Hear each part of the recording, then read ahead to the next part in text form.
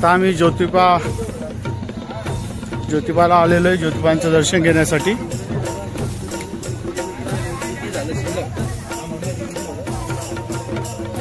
गाडी पार्किंग करून ज्योतिबाचं दर्शन घेण्यासाठी चाललोय आम्ही आता।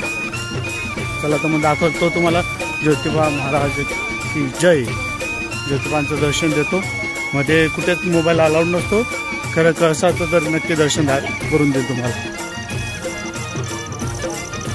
चांग भलं चांग भलं देवा ज्योतिबा चांग भलं, चांग भलं चांग भलं देवा ज्योतिबा चांग भलं, चांग भलं चांग भलं देवा ज्योतिबा चांग भलं। हा पुढे असेल ना देवा ज्योतिबा चांग भलं माया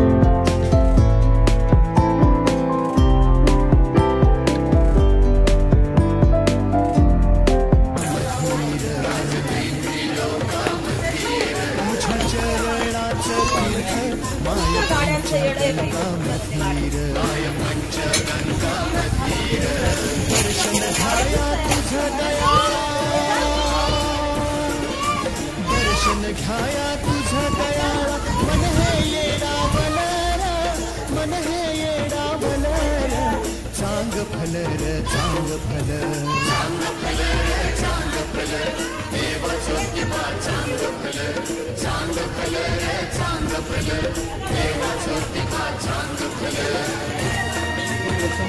फायनली आपल्याला मंदिराचा कळसा दिसलेला आहे, समोरच बघू शकतो।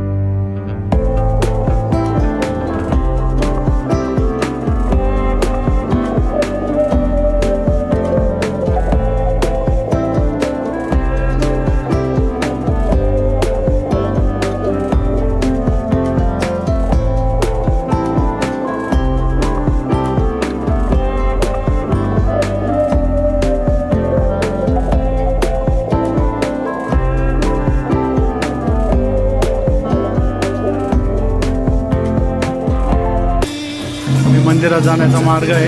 इथनं पुढे आपण फोटो अलाउड नसल्यामुळे इथपर्यंतच आपण शूटिंग काढू शकतो। इथून पुढे आपल्याला कॅमेरा अलाउड नाही राहणार, तर इथं ज्योतिबाचं दर्शन घेऊन घ्या।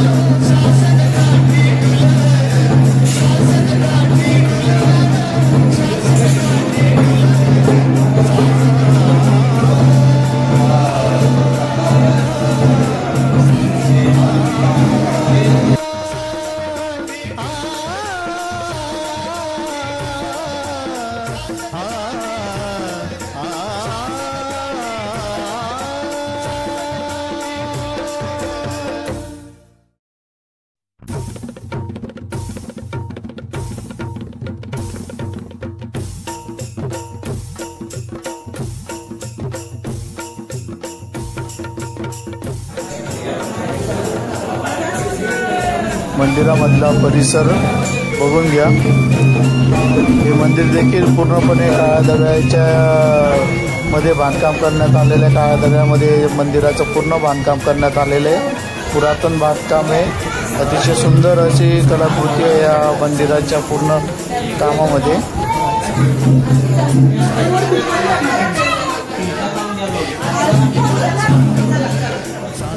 फायनली आपलं खूप छान असं दर्शन झालेलं आहे। ज्योतिबा महाराजांचं पण आपलं एवढं छान दर्शन झालेलं आहे। तिथं कोणी नव्हतं, तिथं जास्त गर्दी नसल्या कारणाने आपलं एकदम व्यवस्थित आणि गाभाऱ्यात जाऊन असं दर्शन घेता आलेलं आहे। व्यवस्थित दर्शन घेतलेलं आहे। चला तर मग आता आपलं दर्शन घेऊन झालेलं आहे। आता प्रदक्षिणा मारूया, पुढच्या प्रवासाला सुरुवात करूया।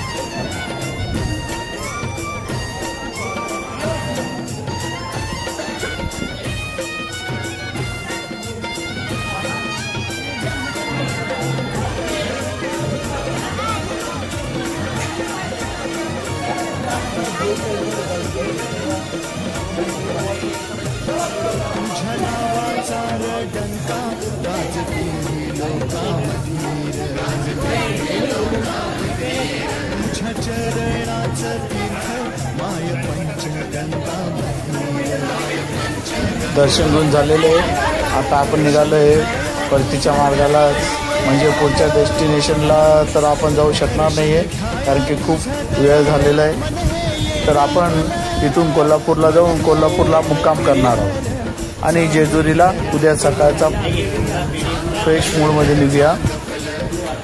चला तर मग जाऊ कोल्हापूरला मुक्काम करू। तुम्हाला जर माझे व्हिडिओ आवडत असतील लाईक करा, कमेंट्स करा, तर सबस्क्राईब करा। धन्यवाद।